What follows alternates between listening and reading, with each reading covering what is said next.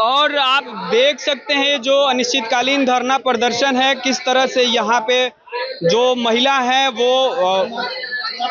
बीमार पड़ गई हैं और फिलहाल वो बेहोशी की स्थिति में नजर आ रही हैं। छोटा छोटा बच्चा को छोड़ के, हमारा एक बच्चा कोरोना काल में मर गया था 11 महीना का। उस समय भी छुट्टी नहीं लिए, बेझिझक काम करते रहे। मोदी सरकार की माँ को गाड़ी लगा पड़ा था, तब मोदी सरकार एकदम पूरा बिहार बंद कर दिए, पूरा भारत बंद कर दिए, ये कर देंगे वो कर देंगे। आज एक माँ की पुकार उनको सुनाई नहीं दे रही है। 17 साल शासन किए है ना, 7 दिन नहीं लगेगा, सत्ता गिरा देंगे हम। ओपन चैलेंज देते हैं, मेरा भी है, 5 दिन से भूखा है, फिर भी मेरा खून भी है। हम खून को पानी कर देंगे उनका जो है। ये लोग उम्र के जाने के साथ साथ दिमाग भी चला गया है इन लोगों का। नमस्कार, मैं शिवम और आप देख रहे हैं सच एक्सप्रेस। आपको बता दें कि मुख्यमंत्री नीतीश कुमार का जो प्रोजेक्ट था जीविकोपार्जन ड्रीम प्रोजेक्ट, आज उसके जो कर्मचारी है वो लगभग 10 तारीख से अनिश्चितकालीन धरना प्रदर्शन पे बैठे हैं। आइए हम उनसे बात करते हैं कि वो जो धरना प्रदर्शन पे बैठे हैं इसके पीछे का कारण क्या है, वजह क्या है। सभी मीडिया भाई को मेरा प्रणाम, आपको भी मेरा बहुत बहुत प्रणाम कि मेरा ये संदेश है वो आप मीडिया के माध्यम से सभी को पहुंचाना चाहते हैं। मैं बताना चाहूँगी कि मेरा नाम रश्मिता कुमारी है और मैं मुख्यमंत्री जी के गृह जिला नालंदा की रहने वाली हूँ। नालंदा की बेटी और नालंदा की माँ की तरफ से मैं बोलना चाहती हूँ कि जब सतत जीविकोपार्जन योजना का शुरुआत हुआ था तो हम लोग इसमें बहुत मेहनत किए थे। यहाँ तक कि मानव श्रृंखला लगाने से लेकर के हर चीज में हम लोग का हाथ था। मानव श्रृंखला लगाए थे नीतीश कुमार, उसमें भी हम लोग सहयोग दिए थे। जो बिहेवियर चेंज का काम किया गया था स्वच्छ रहिया बिहार अभियान, उसमें भी हम उनका सपोर्ट किए थे। उसके बाद ये सतत जीविकोपार्जन योजना लगातार 7 साल से उनके सहयोग में हम लोग काम कर रहे थे। दारू के भट्टी पे जाते थे, सुबह 7 बजे उठ करके 6 बजे शाम को आते थे, कभी 8 भी बज जाता था। यहाँ तक कि उस जंगल से हम लोग को बेगूसराय जैसा, बेगूसराय को बोला जाता है कि नक्सली क्षेत्र है, वहाँ पे लोग ये करते हैं वो करते हैं, उस एरिया में रह के हम लोग ड्यूटी किए थे। उसके बाद 7 साल काम करवाने के बाद हम लोग को हटा दिया गया है। आज हमारे छोटे छोटे बच्चे हैं, हम प्रेग्नेंट भी हैं, 2 महीना का हम प्रेग्नेंट भी है और उसके बाद हटा दिया गया है। हम लोग को मानदेय मिलता था, वेतन नहीं मिलता था। हम सरकार से यही कहना चाहेंगे कि हम मानदेय पे भी काम किए हैं और 7 साल काम किए हैं। 7 साल कम नहीं होती है। अभी हमारी 5 सूत्री मांग है। 5 दिन से हम लोग भूखे प्यासे बैठे हुए, अभी कोई नहीं आई है। बस 5 सूत्री मांग है, सभी का मांग को पूरा कर रहे हैं, वेतन बढ़ा रहे हैं, ये दे रहे हैं वो दे रहे हैं, टीचर को दे रहे हैं, सबको दे रहे हैं। लेकिन हम लोग जो बिहेवियर चेंज का काम किया जाता है वो कर रहे हैं, वो सबसे बड़ी काम होती है।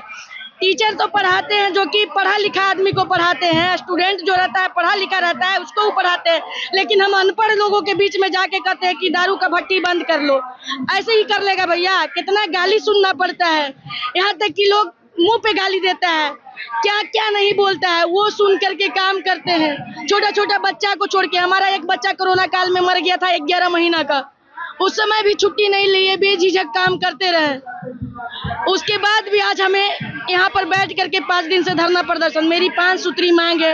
एक तो हमको तत्काल नौकरी पर वापसी, दूसरा ग्रामीण विकास विभाग में 60 साल के लिए समायोजन करना है, तीसरा है कि हमें बीमा कवर दिया जाए, चौथा है बिहार सरकार की HR पॉलिसी के तहत हमको लागू किया जाए, 5वां है जब से हमारा रोका गया है वेतन, वो वेतन हमें जोड़ करके दिया जाए। क्योंकि बहुत सारा लोन लेके बैठे हैं भैया। हमारे पति का भी सेहत खराब रहता है, कोई अपनी बीवी को देगा दूसरी जगह जाके काम करने के लिए, तबीयत खराब रहता है, जाके काम करते हैं। किसान है, थोड़ा थोड़ा कमा करके खाते थे, इसीलिए हम दूसरी जगह जाके काम करते थे। आज हमारी स्थिति बोलने लायक नहीं है, लेकिन पेट के कारण बोल रहे हैं भैया। 5 दिन से भूखी हैं, आज किसी को नहीं लग रहा है। जब मोदी सरकार की माँ को गाड़ी लगा पड़ा था, तब मोदी सरकार एकदम पूरा बिहार बंद कर दिए, पूरा भारत बंद कर दिए, ये कर देंगे वो कर देंगे। आज एक माँ की पुकार उनको सुनाई नहीं दे रही है, एक बहन की पुकार नहीं सुनाई दे रही है। सबसे ज्यादा तो हमारे बिहार के जो मुख्यमंत्री जी हैं उनको नहीं पता चल रहा है कि उनकी देश की बेटी का क्या हाल है, जो उनका ड्रीम प्रोजेक्ट में काम किया है। अब कोई प्रोजेक्ट सफल नहीं होगा। अब हम लोग यहाँ पे किसी को चुनाव में वोट देने नहीं देंगे।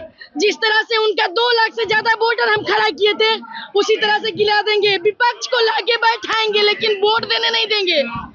घर घर जाके जिस तरह से प्रचार किए हैं उसी तरह से उनका वोट भी कटवाएंगे और दूसरे को हम वोट दिलवाएंगे। हम एक को चुना है, मैं किसी को नहीं आने देंगे। अगर हमारी पेट नहीं भरी तो हम किसी को नहीं देंगे यहाँ पे खड़ा होने। 5 दिन से हम मर रहे हैं, नीतीश कुमार को अभी शर्म नहीं आ रही है? एक बेटी की पुकार नहीं सुन सकते हैं, माँ की पुकार नहीं सुन सकते हैं? मेरा बच्चा का क्या गलती है जो अभी बाहर भी नहीं आया है? नहीं शर्म लगता है? आज हमारी बच्ची को इंसाफ नहीं मिला तो हर माँ उससे पूछेगी। 17 साल शासन किए है ना, 7 दिन नहीं लगेगा, सत्ता गिरा देंगे हम। ओपन चैलेंज देते हैं, हमारे साथ अकेला नहीं समझे।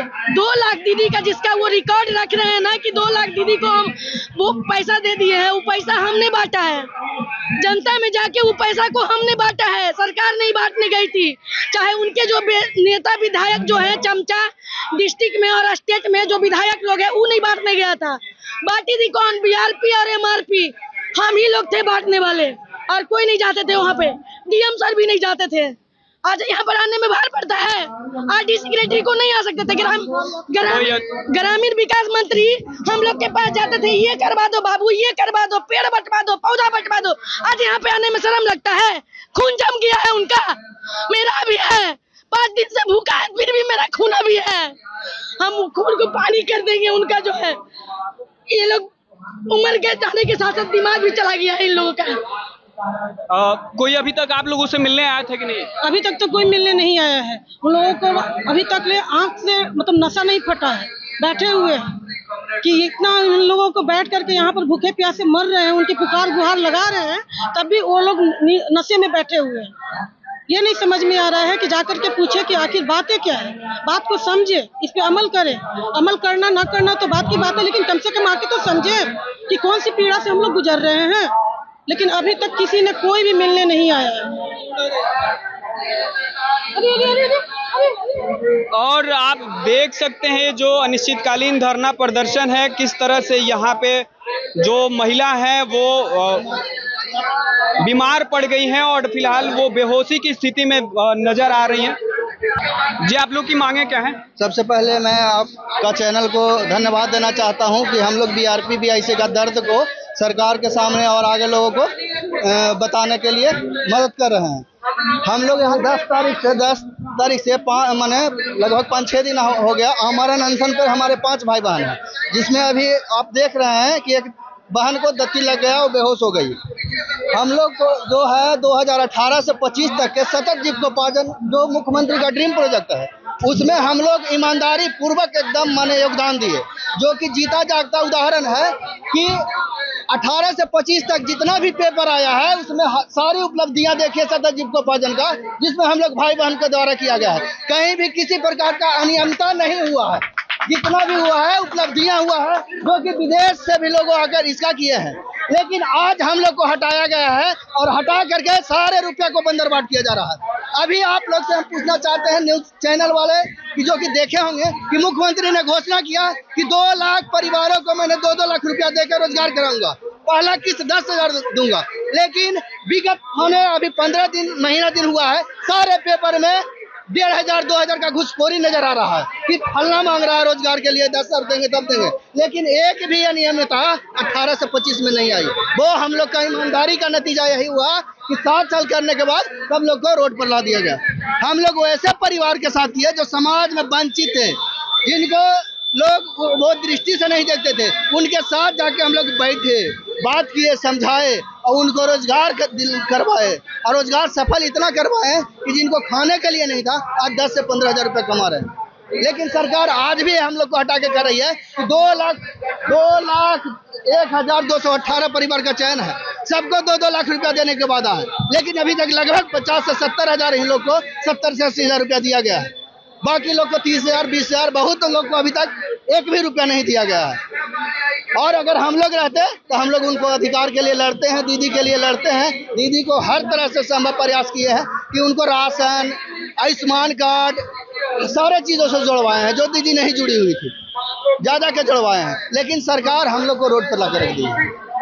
आप देख रहे हैं कि हम लोग यहाँ 5 गो जो हैं आमरण अनशन पे हैं, उनको कभी भी कुछ हो सकता है, लेकिन सरकार का कोई भी आदमी सूद लेने नहीं आया। सिर्फ ड्रीम प्रोजेक्ट का माने बखान कर रहे हैं कि हम तो ये कर दिए वो कर दिए, लेकिन कौन किया? आज पटना से अगर कोई गया जाना है तो ट्रेन जाएगी, लेकिन उसका ड्राइवर ही ना वहां तक ले जाएगा। हम तो कहेंगे कि ट्रेन से चल गए, लेकिन ड्राइवर नहीं रहता तो जाता ट्रेन नहीं ना जाता।